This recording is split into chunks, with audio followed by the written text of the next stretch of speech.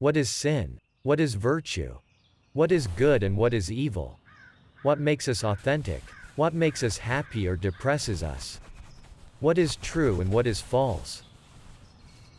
In modern times, especially those shaped by the capitalist mode of production, what was considered evil, a sin, by society and general morality, ethics in ancient times is now often hailed as a legitimate value and good. Needless to say, we have long lived in a world and in a historical epoch whose dynamics and existence are increasingly determined by hedonism, individualism, possessiveness and consumerism.